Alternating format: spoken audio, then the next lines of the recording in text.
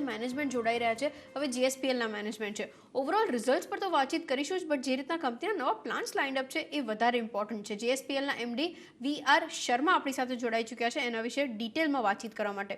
शुक्रिया सर मेरे साथ जुड़ने के लिए. सबसे पहले तो शुरुआत मैं उसी से करना चाह रही थी क्योंकि मैं आपका प्रेजेंटेशन पढ़ रही थी. सबसे बड़ी हाईलाइट वही है कि नेट डेट फ्री होने के लिए आप ऑलरेडी ऑन ट्रैक है, जो टाइम फ्रेम की हम लोग बात कर रहे थे उसके हिसाब से. तो कॉन्ग्रेचुलेशंस ऑन दैट. और ये ट्रेजेक्ट्री कैसी रहेगी, एक आइडिया उसी से शुरुआत करें. जी धन्यवाद.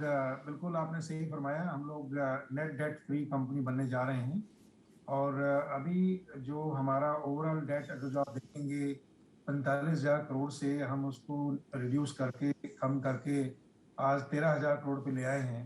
और अभी जो डाइवेस्टमेंट हमने जेपीएल की है इससे हमारा करीब 7,400 यानी कि 7400 करोड़ रुपया और आएगा, जिसमें से करीब 3,000 करोड़ रुपया हम प्री पेमेंट करके अपने डेट को 10,000 करोड़ से नीचे ले आएंगे. तो हमें उम्मीद है कि 31 मार्च 2022 को हमारी कंपनी कंप्लीटली डिक्लेयर करेंगे, नेट डेट फ्री ऑर्गेनाइजेशन हो जाएगी. यही हमारा एक मोटो है. इसमें मुझे पूरी उम्मीद है कि हम सफल होंगे. Okay, agreed sir. अच्छा, कुछ और बातचीत मुझे करनी थी in terms of pricing scenario, क्योंकि कमोडिटी के प्राइसेस वेरिएंटली जिस तरीके से बढ़ते हुए देख रहे हैं, काफ़ी ज़्यादा ब्रोकरेज नोट्स में जो मैं पढ़ रही थी वो इस तरफ इशारा भी कर रही है कि नेक्स्ट 1 to 2 ईयर्स हम लोग सिमिलर काइंड ऑफ डिमांड भी जनरेट होते हुए देखेंगे. और चूंकि एक बॉटम जो था कमोडिटी साइकिल के लिए वो अब ख़त्म हो चुका है, नेक्स्ट यहाँ से फेज़ जो ओपन अप हो रहा है वो काफ़ी बेहतरीन है पूरे सेक्टर के लिए.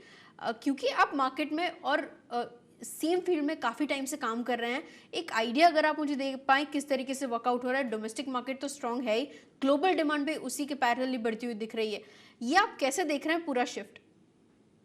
बिल्कुल ठीक है. आपने जो जैसा सोच रहे हैं वैसे ही है कि कमोडिटी मार्केट काफ़ी अच्छा रिस्पॉन्स कर रही है. इसके साथ साथ मेटल मार्केट बहुत अच्छी है. आयरन ओर के प्राइसेस स्टेबल हैं. अभी कुछ प्राइस डाउन हुए थे लास्ट 1 वीक में, लेकिन दोबारा से पिकअप कर गए हैं. प्राइस जो है $170-180 से रिड्यूस होकर $140 पे आ गई थी, जो कि कल जो है वापस $156 पे चली गई है. मुझे उम्मीद है कि प्राइस कहीं ना कहीं हो जाएंगी 160 से $170 के बीच में. लेकिन कोकिंग कोल के प्राइसेस बहुत ज्यादा हैं, जो कि प्राइसेस को होल्ड करके रखे हुए हैं. $230 पर टन एफओबी प्राइसेस हैं आज कोकिंग कोल की. बहुत बड़ा क्रिस क्रॉस मूवमेंट है. चाइना जो है वो ऑस्ट्रेलिया से माल नहीं खरीद रहा है, चाइना अमेरिका से खरीदता है और बाकी जो कंट्रीज हैं वो ऑस्ट्रेलिया से खरीद रहे हैं.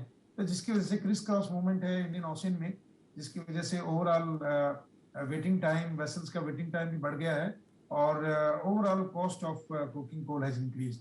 तो इससे प्राइस जो है वो रहेंगे आने वाले समय में और प्राइस स्टेबिलिटी हमें दिख रही है. मार्केट बड़ी अच्छी है.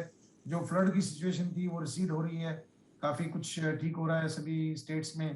तो अभी नए जो प्रोजेक्ट्स हैं वो गवर्नमेंट ऑफ इंडिया डिक्लेयर कर रही है. तो नए प्रोजेक्ट्स जब डिक्लेयर होंगे तो नई इन्वेस्टमेंट आएंगी, तो स्टील सेक्टर काफी शाइन करेगा. Okay, agreed sir. और एक्सपोर्ट्स में जो इजाफा देखा है हम लोगों ने तकरीबन FY 20 से 21 तक की बात करें 200% से ज़्यादा इम्प्रूवमेंट वहाँ पे दिखा है. एक्सपोर्ट मार्केट इतने जो क्वांटम के साथ बढ़ते हुए दिख रहे हैं, ये मोमेंटम आप कब तक कंटिन्यू होते हुए देख रहे हैं, नेक्स्ट 1 ईयर 2 ईयर? और the kind of pricing scenario relative to domestic market, global market कैसा वर्कआउट हो रहा है?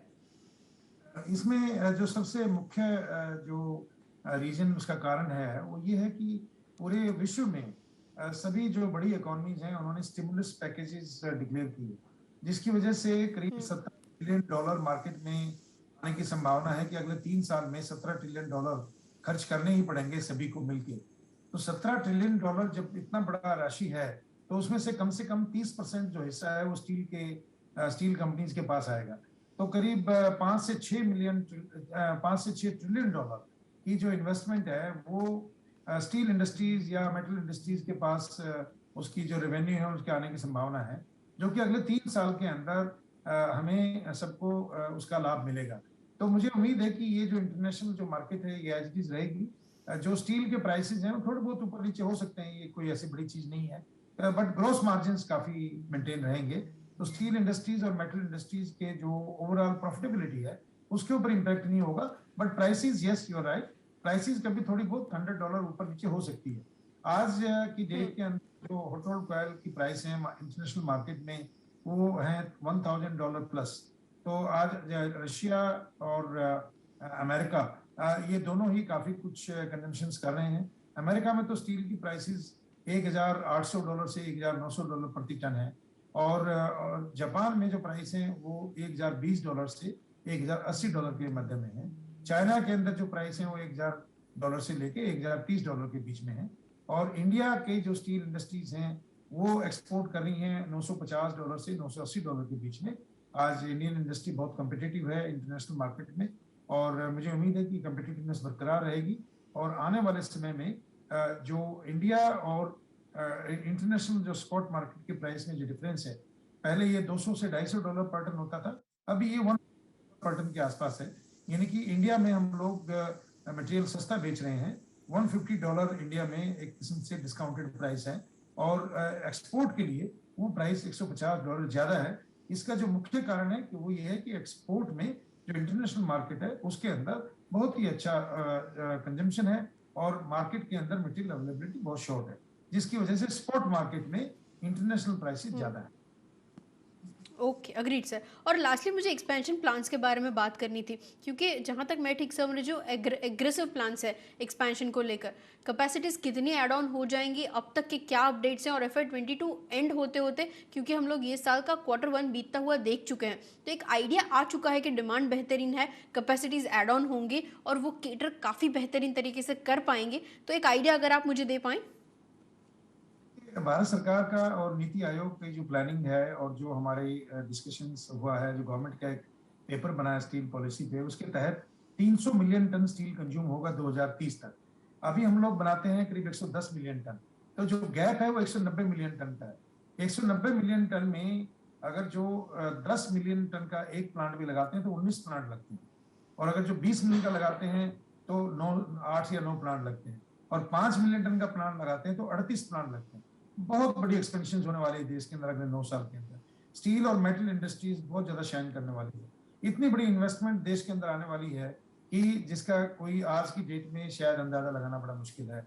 और ये सब भारत सरकार की जो अच्छी नीतियां हैं, ये उसका एक रिजल्ट है कि भारत सरकार बहुत ही बुलिश है कि हमें मेटल और स्टील इंडस्ट्रीज को ऊपर उठाना है, जिससे कि इंफ्रास्ट्रक्चर की ग्रोथ हम बहुत अच्छी तरह से कर पाए। और यही एक मुख्य कारण रहेगा कि अगले 2 से 3 साल में करीब 2 लाख करोड़ रुपया जो का निवेश वो स्टील इंडस्ट्रीज करेंगी, ताकि अपनी कैपेसिटीज को बढ़ाया जा सके। और अगले 9 साल के अंदर अगर जो हम इस सारे प्रोजेक्ट को देखते हैं तो कम से कम 15 लाख करोड़ रुपया भारत के अंदर स्टील और मेटल इंडस्ट्रीज का इन्वेस्टमेंट होगा, जो एक बहुत बड़ी राशि है। इससे भारत की जो ओवरऑल जो इकोनॉमी है वो बहुत सुदृढ़ होगी। और जो हम सोच रहे हैं $5 ट्रिलियन, ये $5 ट्रिलियन पर रुकने वाले नहीं है। 2030 में ये कम से कम $10 ट्रिलियन की इकोनॉमी बन जाएगी भारत, और यही हमारा उद्देश्य है। $5 ट्रिलियन तो हम 2025 तक हासिल कर लेंगे, और $10 ट्रिलियन हम हासिल करेंगे करीब 2030 तक। तो प्रधानमंत्री जी का एक बहुत बड़ा संदेश है सबके लिए कि हमें एक्सपोर्ट इकोनॉमी बनना है। आज की डेट में हम जो टोटल एक्सपोर्ट करते हैं करीब 400 से $450 बिलियन का करते हैं। इस 400 $450 बिलियन को $1 ट्रिलियन का एक्सपोर्ट कैसे करना है, ये एक संदेश प्रधानमंत्री जी ने एक्सपोर्ट की एक गोष्ठी के अंदर किया था, और सभी लोग उस संदेश को लेकर आगे बढ़ रहे हैं। मुझे उम्मीद है कि जितने भी मेटल और स्टील इंडस्ट्रीज हैं वो इस चीज के अंदर काफी कुछ कंट्रीब्यूट कर पाएंगी भारत की ओवरऑल, भारत को आत्मनिर्भर बनाने में, और भारत को ओवरऑल उस ग्रोथ ट्रेजेक्टरी के ऊपर लेके जाने में।